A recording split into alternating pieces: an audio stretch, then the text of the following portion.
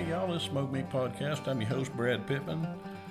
Smoke Meat's brought to you by Joe's Underground in Augusta, Georgia, at the corner of 8th and Broad, down at the bottom of the Lamar building. Everybody go on down there once this quarantine thing's over and have a good old drink, have a good old party with Jeremy and the gang. There's such great folks, great food, great drinks, just great people all around. Make you feel like home there.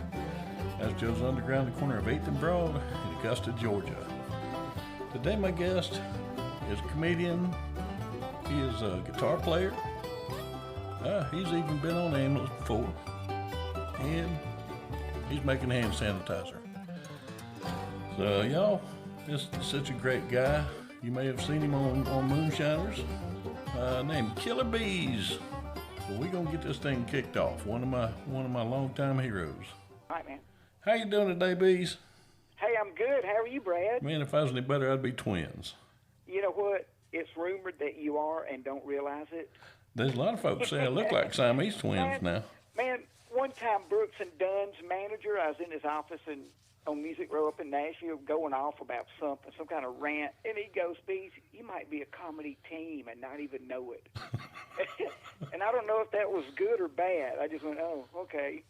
So I kind of calmed down and went, So there's that. Yeah. Well, I tell you, anytime I've ever seen you or heard you, man, you made me laugh about as much as 4 or 5 people.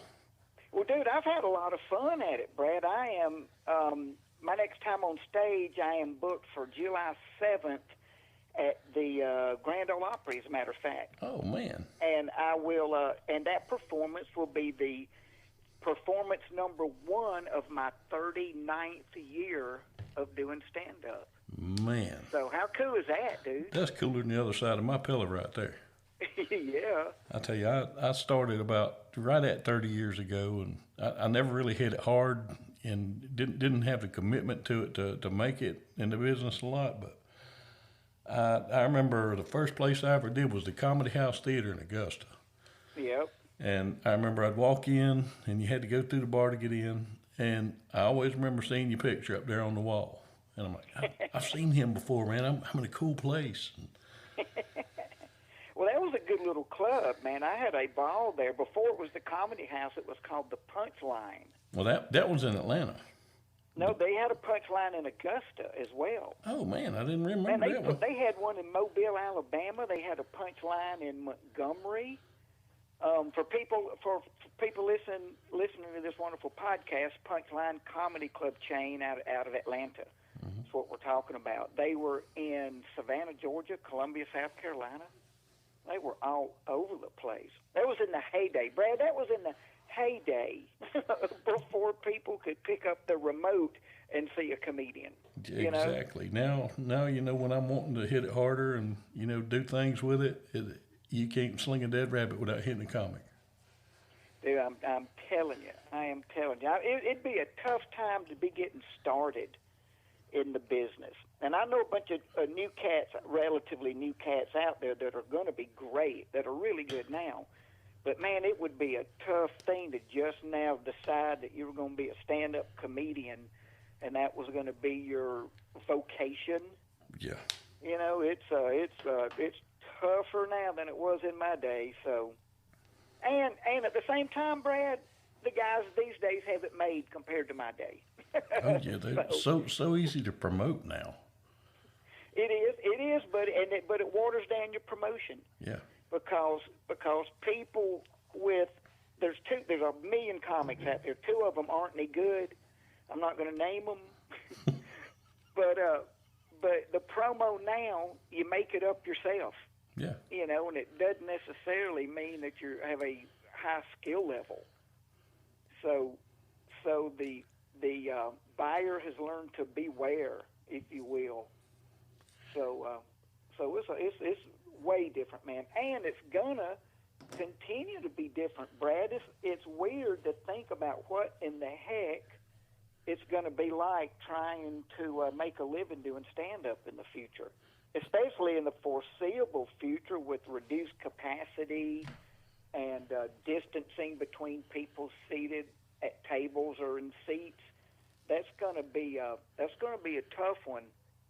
A close packed, and you know there's a close packed group of people sitting close together, all laughing as one, so that each of those audience members is kind of anonymous, is the engine that fuels a live stand-up performance. And when you spread that audience out and you reduce the number of people in there by half or three-quarters, as we're hearing in some cases, that's going to be a tough set. Yeah. It seems like it's going to be hard to really do a bone crusher, high-level performance like that. Just the physics of it kind of is going to make that interesting. I'm not saying it can't be done, because all us cats out there that have put decades in have done far worse gigs than I'm pointing out and have made them work.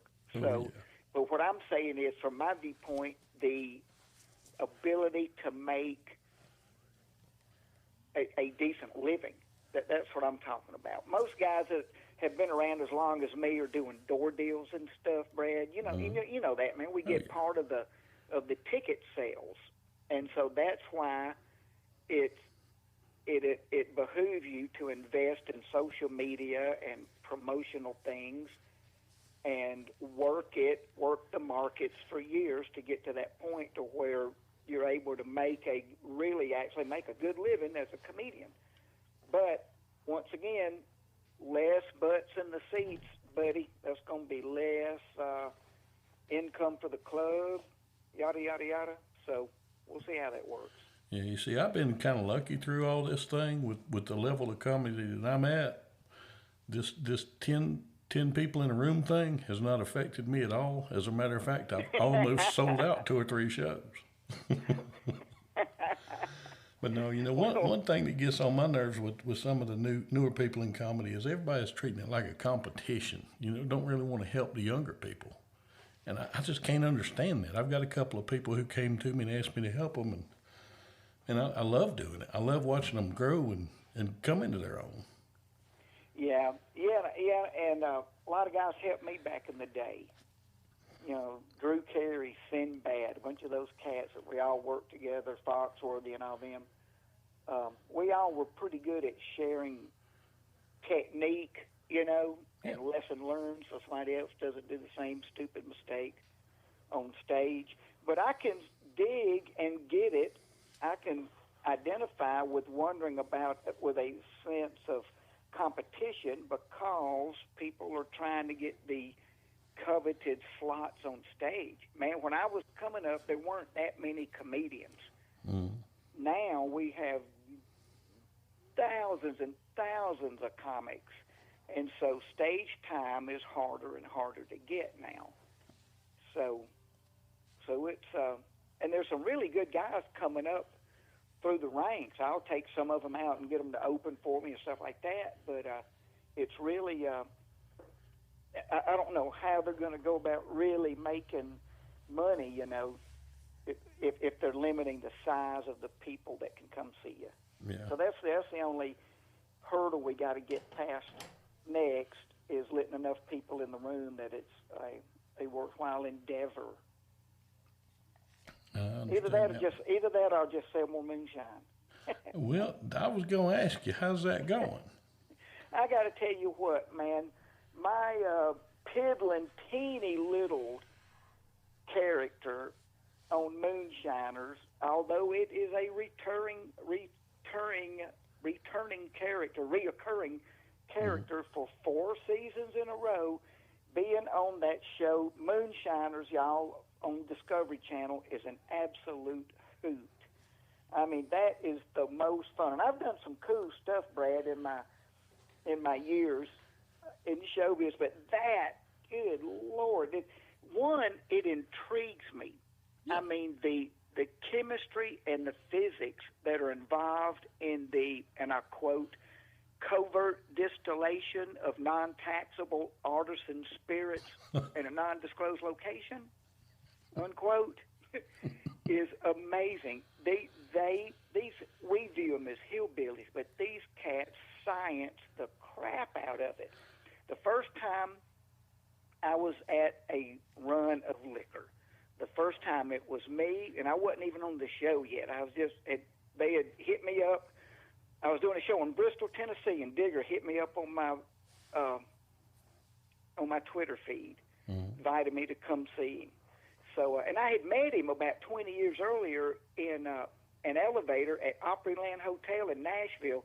I was doing shows in town, and he gets on this elevator with a luggage cart full of cardboard boxes full of glass jars.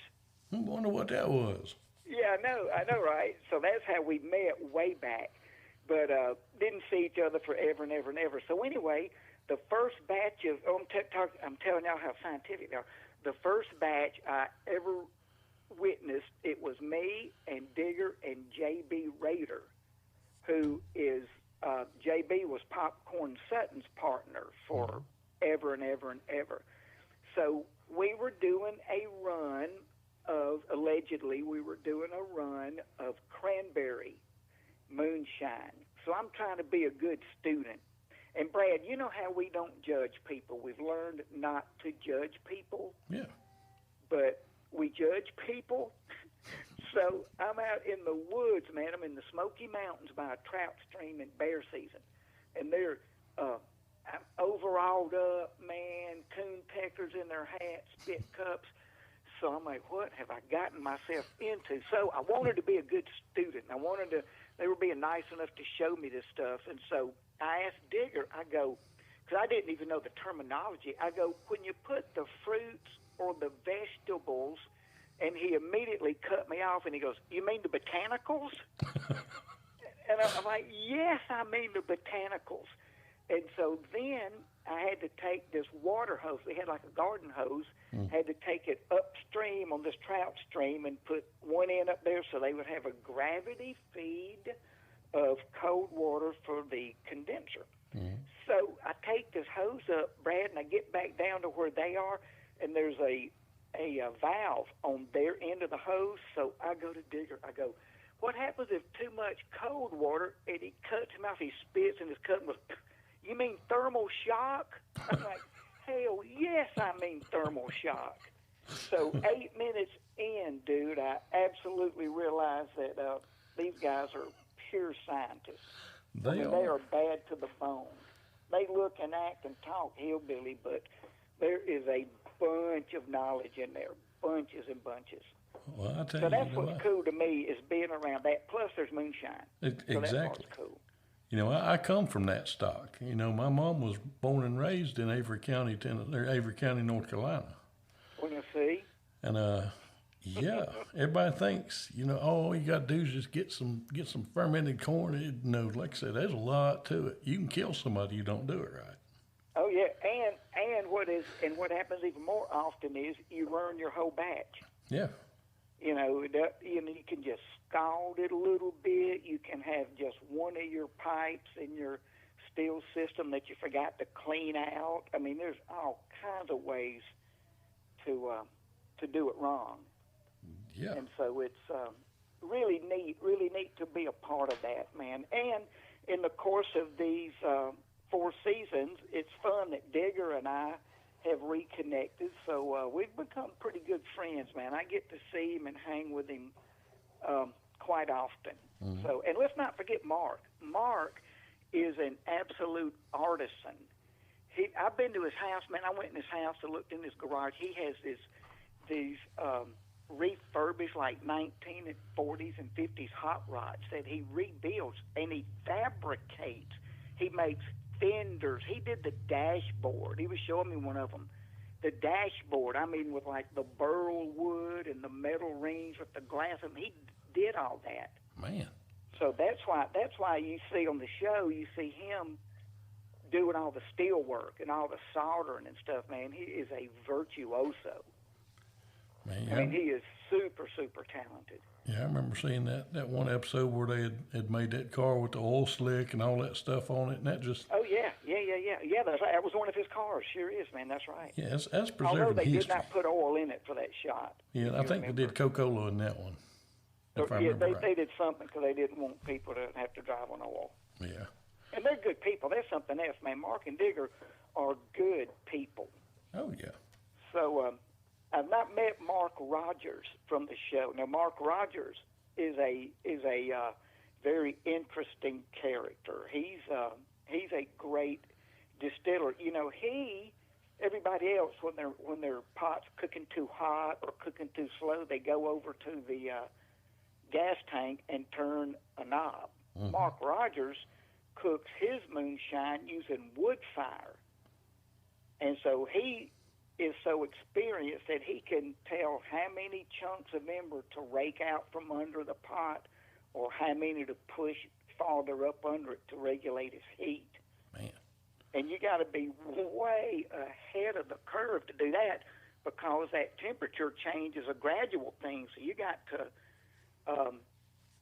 see the signs and act in advance. So he's real good at that. So I'm a fan of his, but I don't know him. Yeah, he seems like you can tell he's genuine. He's born and raised up there.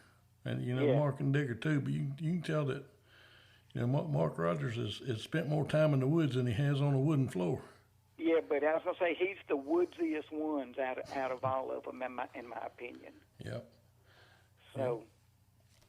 But I tell you, it's funny, you know, my wife, she actually got me started watching Moonshiners. And we're hilarious. She likes watching the crime shows and all that. And I come in one night and she said, "You got to watch this." I'm like, "What?" And it was during the first season. I'm like, "Hey, man, that's pretty good." And after the first season, you know, we started watching the second one, and my daughter was real young. She looked up and said, "Daddy, if the police want to catch them so bad, why don't they just watch the show and find out where they're at?" So, you're killing me, youngin'. Oh. Well, I tell you, hey, I can answer that question for you. Mm-hmm. The Discovery Channel says that anything an agent sees on entertainment TV is hearsay evidence. Yeah. They contend that, let's say in my case, because we had big talks with them and kind of vetted the situation before I came on the show, and they told us that an agent is not going to watch entertainment TV and call a judge for a warrant and tell him he saw a clear liquid dripping in a jar on TV and the comedian said it was moonshine.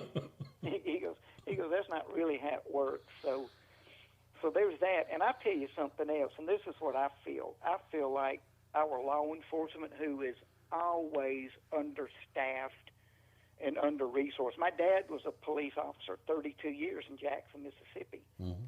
As a matter of fact, they are so under-resourced, and they, in these communities where this is going on, where we film the show, the police there are looking for meth labs and opiates, dude. And those are bad right now. We've talked to them about it. Mark and Digger and them, they're big supporters of law enforcement, and they get it that people will come through to do a show. Yeah. You know, so I don't think just the fact that they're doing that show is an issue. If they see you in public with moonshine, they're sworn to uphold the law. Mm-hmm. You know, if you show up in town drunk and showing your ass, that disrespects them. So that's how Mark and Digger, they keep it on the down low. Yeah. You know, they don't ever sell to somebody they don't know. You wouldn't believe the people, Brad, that ask me if I can get them moonshine from the show. You know, it's amazing. Anything, all Mark and Diggers or my Stinging Honey we did this past year, people already hit me up. Man, I need to get some of that. You know, yeah. That's how people and why people get in trouble is they are greedy and they don't act like professionals and they disrespect and it's all about partying. You know, so. And there's some on the show, I'm sure you've seen, that'll get tore up on the show. Yep. You know, so, and surprise, we don't see them, most of them as often anymore, do we? No, we don't. We don't. You know, I used to have a buddy that he made hot water in jugs, and he wouldn't sell his hot water to nobody that he didn't know continuously for at least 10 years. Yeah. And say I knew him, and I could have brought you over and said, "Man, this here's Beaz. I've known him forever." And he'd say, "What the hell are you talking about?" And would never even sell to me again. You know, Yep. and he'd done it for years. Well, so many of the cats out there are hobbyists. Yeah. And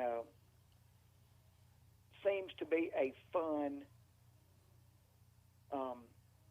challenging hobby. So you know, anyway, so that's how we are able to do the show. And by the way, there's months and months, several months go by from the time we film the thing till it airs. Yeah. So, Well, so we're not that weak carrying around 35 gallons of non-taxable spirits. or hot water. or that, or essential oils. Exactly. Well, speaking of essential oils, I seen a video a little while ago. I saw somebody named Killer Beaz making some hand sanitizer. How'd it turn out? That was great, man. How did you like that little glass distilling apparatus? Oh, that thing was neat. Is that cool as all get out, man? A friend gave that to me. It says Pyrex on it. Uh-huh. There's no brand name or anything except on one of the little one of the little glass bulbs or tubes. It said Pyrex England. Mm-hmm. Is what it says. So I even Googled Pyrex distilling apparatus, or you could just Google glass distilling apparatus, and they sell them online. Yeah, that thing is neat. I saw that. I'm like, man, I've got to sit and watch this video. Yeah. Did it by candle power. Isn't that neat? That is the neatest thing.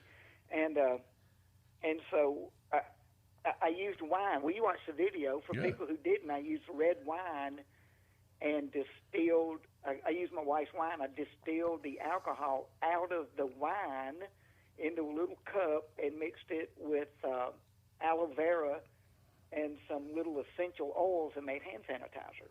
And it was really neat, man. It was that was a lot of fun. So I would recommend that. Yeah, that was fun to do. I may have to give it a shot. And it's at Killer Beaz Comedy, y'all, on Facebook. And Killer Beaz is Beaz, because we didn't know any better. Yeah, it works. Yeah, it works. But yeah, I need to get me some of that. I may try and make me some. I don't know, because we using a boatload of it right now on ambulance. And, right. Man, I'm uncovering answers I had on my hand in 4th grade. Yep. Yeah, no kidding, man. What you want to do, though, you if you're going to make some for the ambulance, you need a little bit smaller distilling device. I mean, larger distilling device than what I used. Yeah. Well, I'm thinking about doing it. That was pretty cool. And I like that T-shirt that was hanging in the background. Oh, the BNF? Yep. That's a funny T-shirt. Oh, yeah. I talked to Bruce Valance yesterday. You ever seen some of his T-shirts? I have not. I don't know Bruce, I don't think. Oh, man, he's been on Hollywood Squares. He's written for everybody. But he's famous for the different T-shirts he wears. Lord of mercy, you just gonna have to Google him and look at some of these shirts. They're ridiculous. Yep, Valance, Valance. Oh, Valance. Okay, gotcha. Yep, but Lord of mercy. Yeah, I'm sitting here wearing a homemade JJ T-shirt from Good Times I made. Well, see, it must be nice to have talent. Oh no, I just got a printer. Yeah, okay, well, there's that. I don't know how much talent. Push button. Yeah, exactly. I downloaded the picture and bought me some little iron-on things, but I did iron it on myself. Oh, see, that's being brave. Exactly. I'm fancy that's like that. That's facing certain death.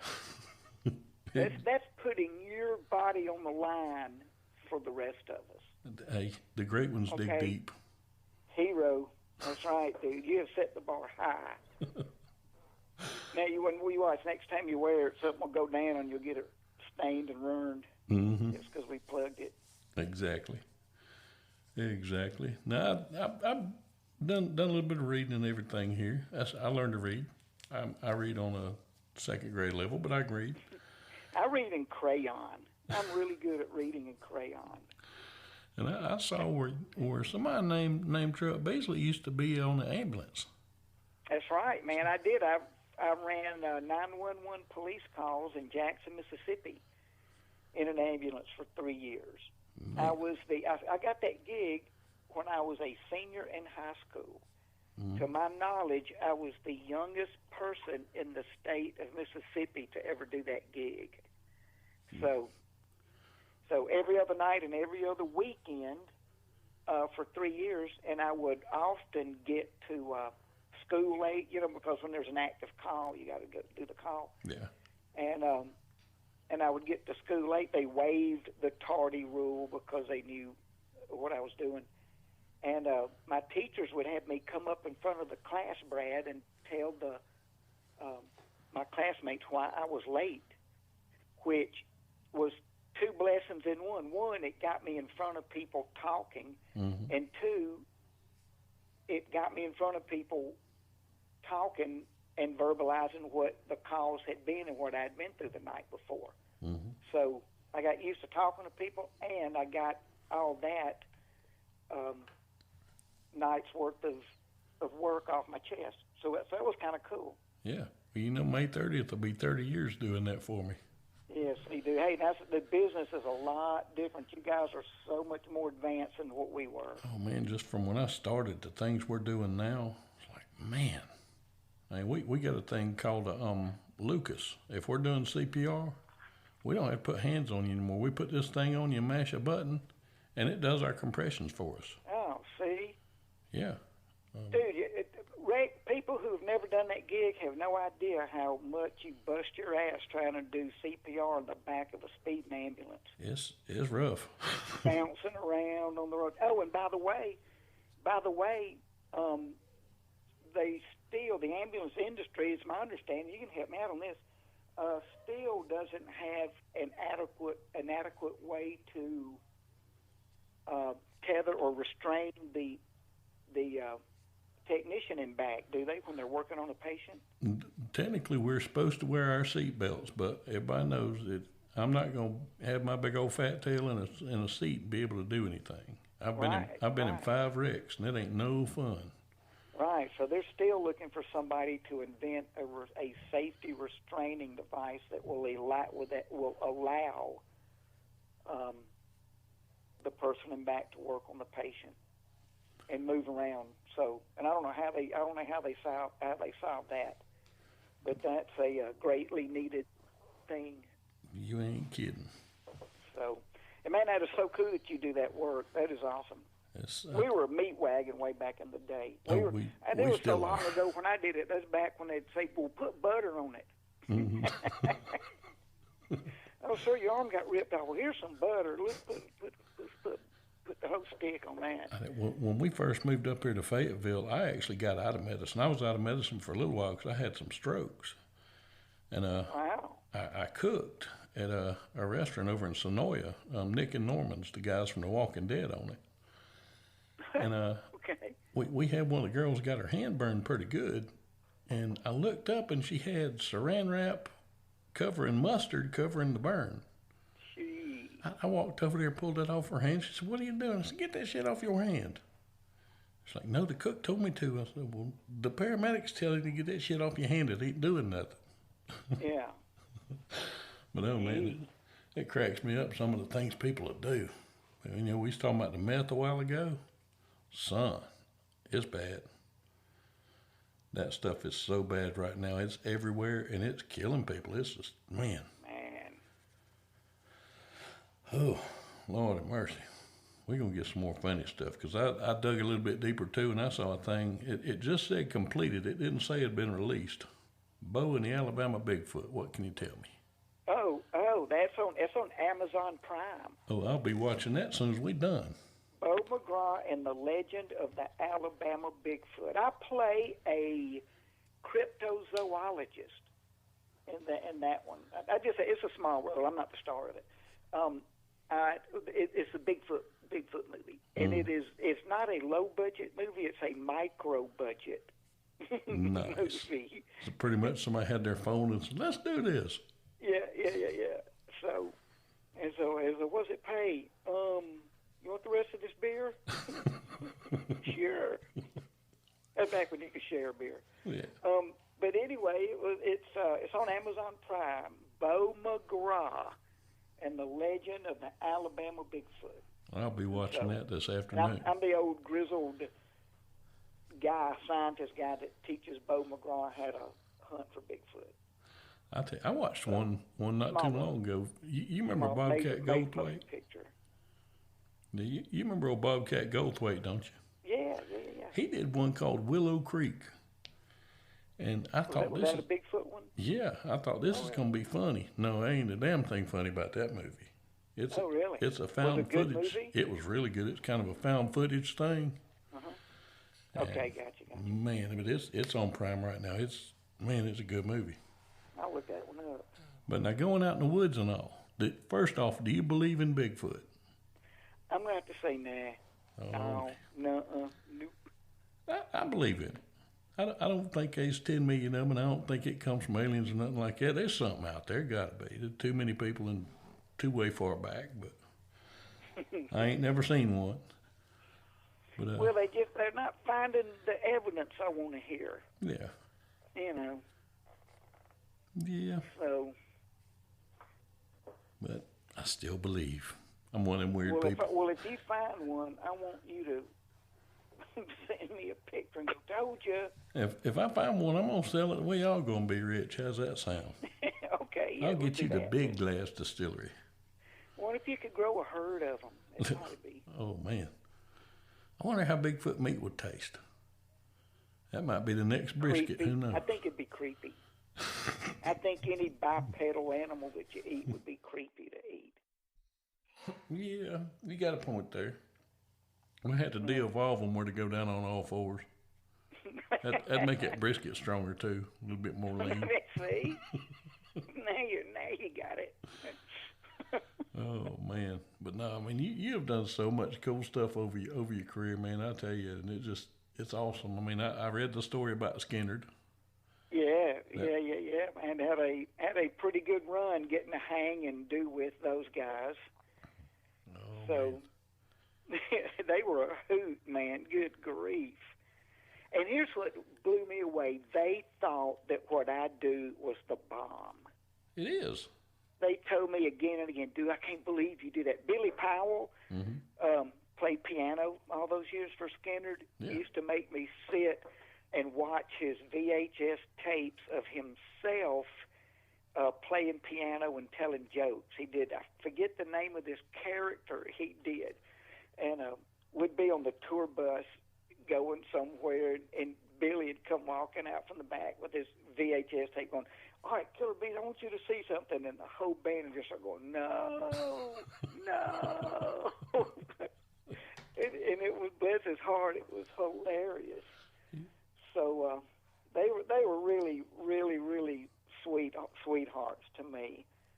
So Ed King, who passed away, I guess, October before last now, he and I stayed good friends for up until his passing, and he actually was on Moonshiners with me. The first season, I was on season 6. I sold my first episode, my first time on the show. I sold the largest sale at the time that they'd had on Moonshiners, $30,000. I remember that gin that they made up in the mountains to Ed King. And if people don't know Ed's name, he was the lead guitar player in Skinnerd that co-wrote Sweet Home Alabama with Ronnie Van Zant. And also, when he was a teenager, he co-wrote a song called Incense and Peppermints. I didn't know that one. For the band Strawberry Alarm Clock. So when he was a teenager, he had a #1 hit and was touring internationally.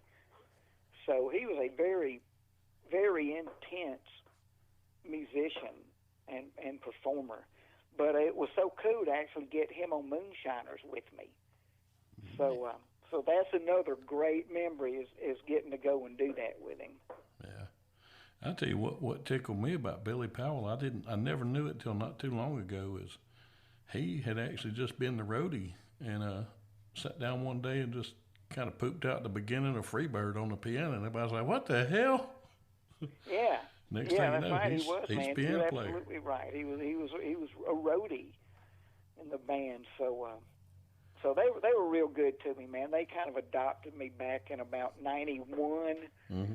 something like that, and I did gigs with them. I opened a show with them the night before the first ever Brickyard 400. Nice. It was a big concert at the Indianapolis Motor Speedway. And so it was me and a guy named Zach Wild. He played guitar for Ozzy Osbourne for years and years. Yeah, I know Zach's music. Yeah, Zach had a band at the time called Pride and Glory. So it was me, is the order. Me, Pride and Glory, Bad Company, 38 Special, Ted Nugent, and Skinner. Holy crap. So they would take, and they would get me gigs. They'd get me gigs for stupid ass money to just go up and go, y'all ready to rock and roll? Are you ready? We're going to be right back. I'd do 1 minute, maybe 30 seconds or something. Walk off stage, go back to the backstage area, get a check, and then go sit on side field monitors on the stage and watch the show. Damn. Yeah, so Hey, it was very cool, man. when you're good people, good things happen.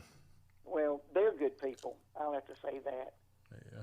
So, I tell you, I did a podcast back a couple of months ago. My brother passed away, and he was such a hardcore Skinner fan. He would still mourn on the day of the plane crash every year up till when he died. yeah. And I mean actively. And he one that actually got me started listening to Skinner when I was a little kid. He played me the Ballad of Curtis Lowe. Okay.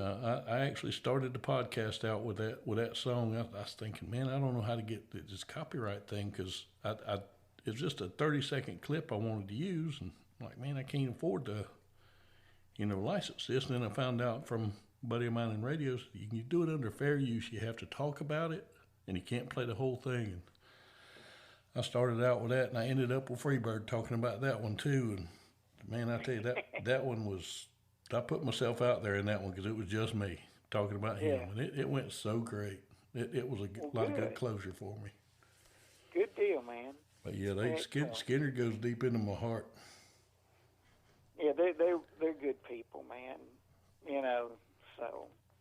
But I was really blessed and tickled to get to have that relationship with them for a good while. So I miss them. Bless their hearts, man. Gary Rosington's the only one still alive from the original lineup.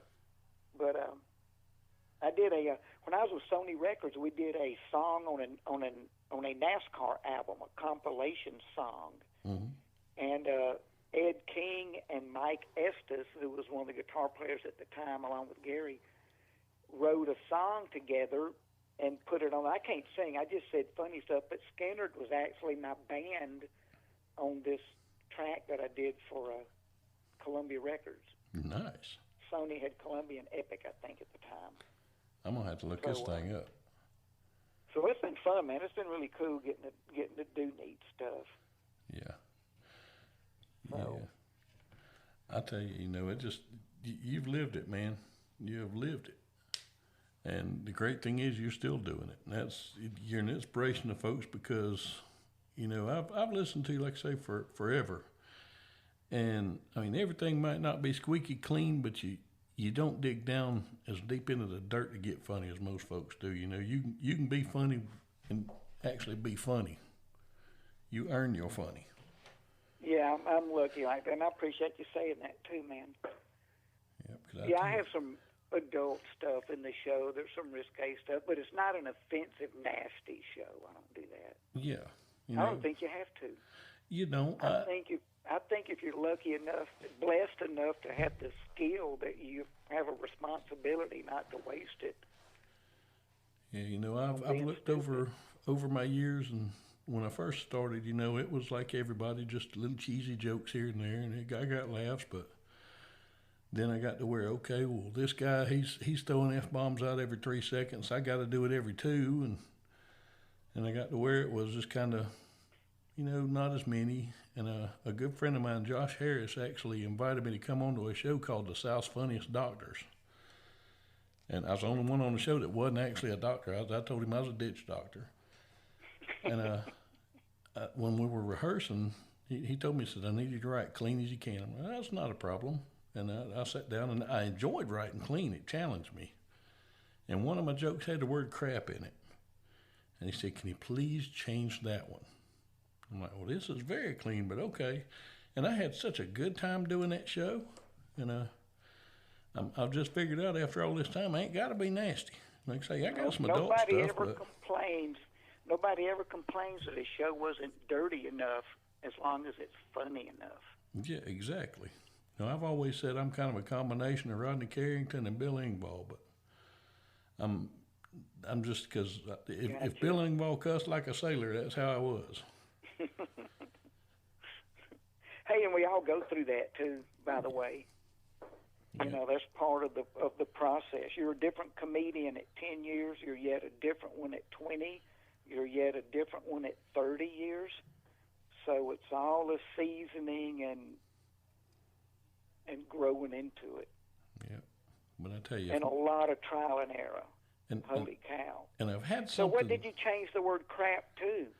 Everybody wants to know. I think I changed it to stuff. I can't remember. I can't even remember what the joke was. But I tell you, one thing that I've had happen this last year, I hadn't gone on stage a whole lot, but when I'm on stage, this has never happened to me before. I get in my little zone, and I don't hear laughing. I just hear me. I'm in my little area doing my stuff, but I can feel the energy, but I just don't hear it. And that's really strange for me, but it feels good too, because I know I'm giving folks what they want. I don't know. That has the exact opposite effect on me when I don't hear laughing. Well, like I said, I know they're doing it, and I can feel the energy of it. It just kind of like going through a tunnel. I don't hear anything but me doing my stuff. I'm just in that groove. Focus. They kind of focus. Yeah. Yeah, because I've watched the videos afterwards just to make sure. Okay. But yeah, I was like, man, either I'm in the zone or I ain't funny at all. No, I was in the zone. They laughing. But I love getting on stage, and right now, like I say, one, we can't, and two, here in Atlanta, I love Atlanta. There's so many places that you can go and do comedy. You can get on the stage 5 times a night here in Atlanta. Yep. But most of it is urban comedy, and that's just not my style. Right. And I do good, but I'm not comfortable. And because, it's like playing 10 minutes worth of Metallica and then 5 minutes worth of Hank Williams Sr. and then 30 minutes worth of Iron Maiden. One of them don't fit. Yeah. And my style just isn't urban. Yeah. Oh, I get it. But I totally get it. So. But I've started doing. Yeah, and it's going to be tough getting stage time. There's going to be so many people needing it, and that's something else that I'm kind of dreading with the layoff is the amount of ring rust I'm going to have to deal with. Mm-hmm. So that's there are so many little subtleties and teeny little things that have to go right, and it's hard to stay sharp when you're not doing it. Because you can't practice unless you're in front of people practicing, If you can't, recite in front of the mirror because you're not under duress. Yeah. You know how it is, man. When you're stressed, your breathing changes, your motor skills get weird. And so you've got to be under that kind of duress to practice your act. Otherwise, you're not practicing it. You're just memorizing stuff, and there's a whole lot of difference between knowing the words and delivering them correctly. Well, I can give you a tip on rehearsing under some duress. Eat you a hot wing. Not just a buffalo wing. Get you a good hot wing or two. That'll change your act.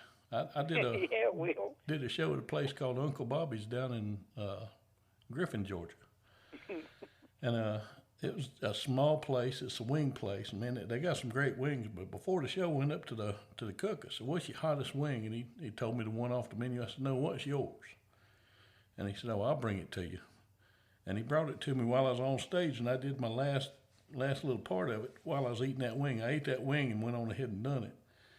And you want to try and be funny? You eat a hot wing and try and tell your jokes, son. But it went. I wish I'd have been there for that one. It went good. I've got a video. I'll send it to you. Yeah, do that, man. Yep. You got to work to bring the funny after you done eat a wing that'll burn you to death. I hear that. Dude. Yep. And man, Beaz, I've had a ball today. I know you got a bunch of stuff going on, but you're welcome back on here anytime. Okay, cool, man. When I get my next date set for when my bookings are back set, I'll holler at you again, and maybe I'll come through somewhere where you're at. Yeah. Hey, man, if you're even close, I'll come. That ain't no biggie. And I'll bring ribs or brisket or butt, whatever you want me to bring. Okay, heck yeah. This thing ain't named smoked meat for no reason. My gosh. Okay, good. Excellent. All right, man. Brad, thank you so much for having me, man. Hey, I appreciate it, and thank you so much for coming on. All right, buddy. I'll talk to you soon. All right.